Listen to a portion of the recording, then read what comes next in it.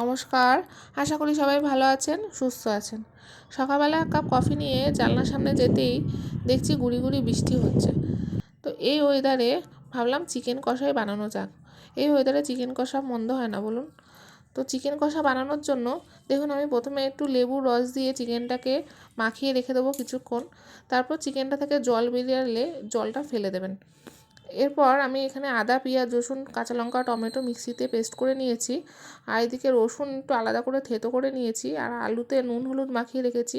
আর এদিকে পেঁয়াজ কুচি করে নিয়েছি। এরপরে আমি চিকেনটার মধ্যে নুন পরিমাণ মতন দেবেন আপনারা, আর হলুদ গুঁড়ো, আর জিরের গুঁড়ো, আর লঙ্কার গুঁড়ো, টক দই আর তেল দিয়ে মাখিয়ে কিছুক্ষণের জন্য রেখে দেবো। এটাতে মাংসতে ভেতরে মশলাটা ভালো করে ঢোকে এবং খেতেও ভীষণ টেস্ট হয়। তো আপনারা কীভাবে রান্না করেন আমাকে অবশ্যই কমেন্টে জানাবেন। আর যদি ভালো লাগে অবশ্যই কমেন্ট করে সেটা জানাবেন এবং লাইক করে দেবেন আর সাবস্ক্রাইব করে পাশে থাকবেন। আপনারা শেষ পর্যন্ত ভিডিওটা দেখুন আমি কীভাবে চিকেনটা বানাই।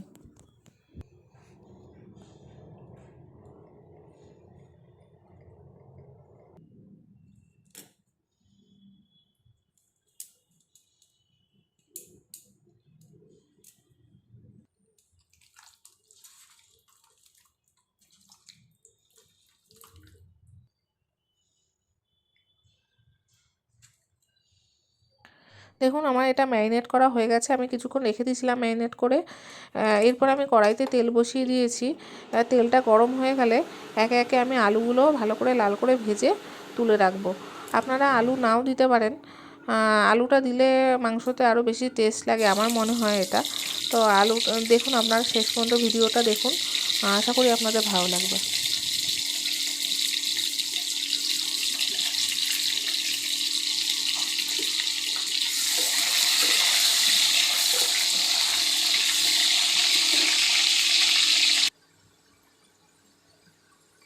দেখুন আলুগুলো কিন্তু অনেকটাই ভাজা হয়ে গেছে। আপনারা তো দেখতে পাচ্ছেন আলুগুলো লাল করে একটু ভেজে নেবেন। দেখুন আলুগুলো পুরো লাল করে ভেজে নিয়েছি, এবার আলুগুলো একটু তুলে নেবো এক এক করে। এরপর পেঁয়াজ যে কেটে রেখেছিলাম কুচি করে ওগুলো দিয়ে দেবো। এবার পেঁয়াজটা দিয়ে দিচ্ছি।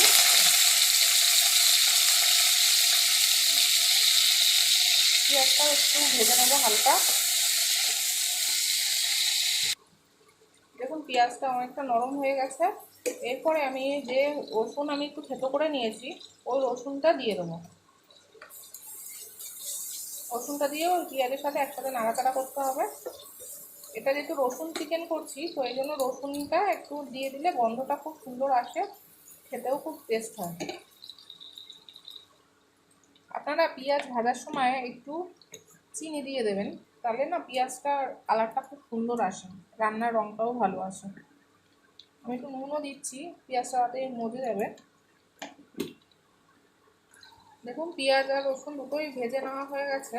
এবার আমি যে মিক্সিতে পেস্ট করে রেখেছিলাম টমেটো, কাঁচা লঙ্কা, আদা, পেঁয়াজ, রসুন, ওটা আমি এর মধ্যে দিয়ে একটু নাড়াচাড়া করে নেবো।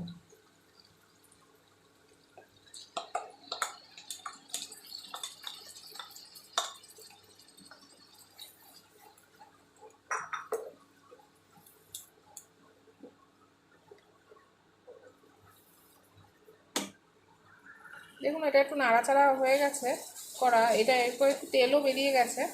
এরপর আমি আস্তে আস্তে চিকেনগুলো সব দিয়ে দেবো, যেটা টক দই, তেল, নুন, একটু লঙ্কার গুঁড়ো দিয়ে হলুদের গুঁড়ো দিয়ে একটু মাখিয়ে রেখেছিলাম, ওই চিকেনটা আমি এবার মধ্যে দিয়ে দেবো।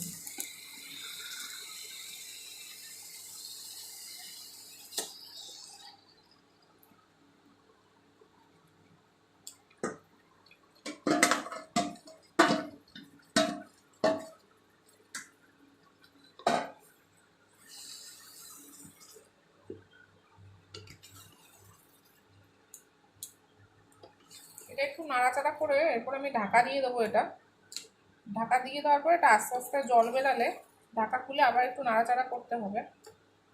সুন্দর চিকেনটা এতে মজেও যাবে আর সুন্দর হয়েও যাবে দেখবেন। দেখুন এটা একটু নাড়াচাড়া করে নিয়েছি, এরপর আমি এটাকে ঢাকা দিয়ে দিচ্ছি। 10-15 মিনিট মতন একদম সিমে করে আপনারা ঢাকা দিয়ে রাখবেন।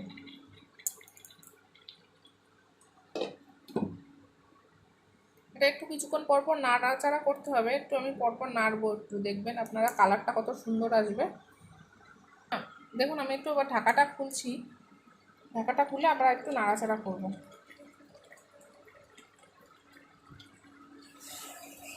দেখুন আস্তে আস্তে কিন্তু এটা থেকে জল বেরাচ্ছে, এই জলেই মাংসটা সেদ্ধ হয়ে যাবে। কালারটাও সুন্দর বেরিয়েছে আর ঘরে গন্ধতে পুরো মমা করছে, খুব সুন্দর কালারও এসছে, গন্ধও দারুণ বেরিয়েছে। আপনারা অবশ্যই এইভাবে ট্রাই করবেন আর আমাকে জানাবেন আপনাদের কেমন লাগলো, কমেন্ট করে পাশে থাকবেন। সাবস্ক্রাইব করতে কিন্তু ভুলবেন না। আমি ইউটিউবে একদমই নতুন, হয়তো কোনো ভুল ত্রুটি যদি হয় ক্ষমা করে দেবেন। আপনারা লাস্ট পর্যন্ত দেখুন কীভাবে রান্নাটা করছি।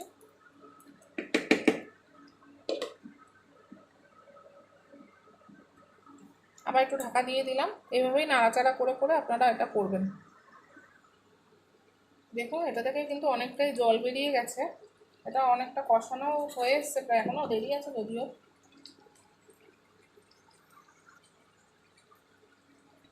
এরপরে না আমি যে ভেজে রেখেছিলাম আলুগুলো, ওই আলুগুলোকে দিয়ে দেবো, তাতে এটা একসাথেই সেদ্ধ হয়ে যাবে, আলুগুলোও সেদ্ধ হয়ে যাবে, চিকেনটাও সুন্দর সেদ্ধ হয়ে যাবে।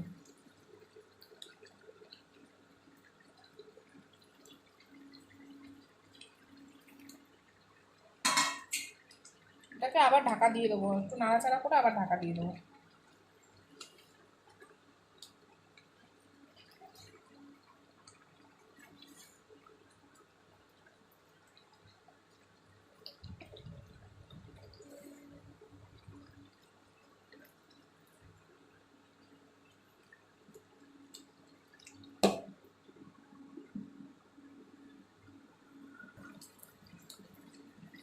দেখুন মাংসটা থেকে না প্রচুর জল বেরিয়েছে, ওই জন্য এটা শুকাতে একটু টাইম লাগবে, ওই জন্য তেল যতক্ষণ না বেরোয় ততক্ষণ আমি এটা কষাতে থাকবো। এটা আবার ঢাকা দিয়ে দেবো।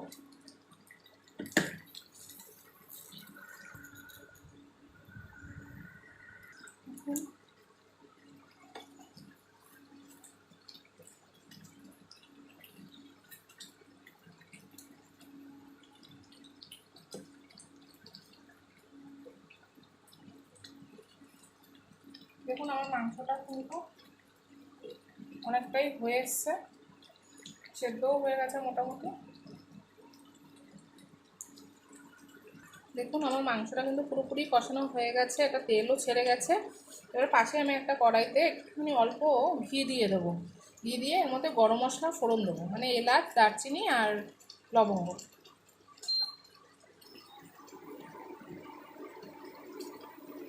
আলাদা করে আর গরম মশলা গুঁড়ো টুড়ো দেবো না, যে ফোড়নটা দিচ্ছি এটাই দারুণ গন্ধটা বেরায়।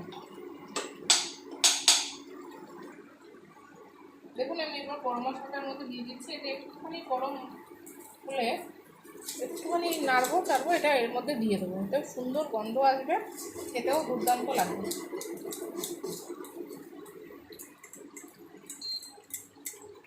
দেখুন এটা আমি এর মধ্যে দিয়ে দিচ্ছি, আর এটা কিন্তু আমার পুরো রেডি হয়ে গেছে।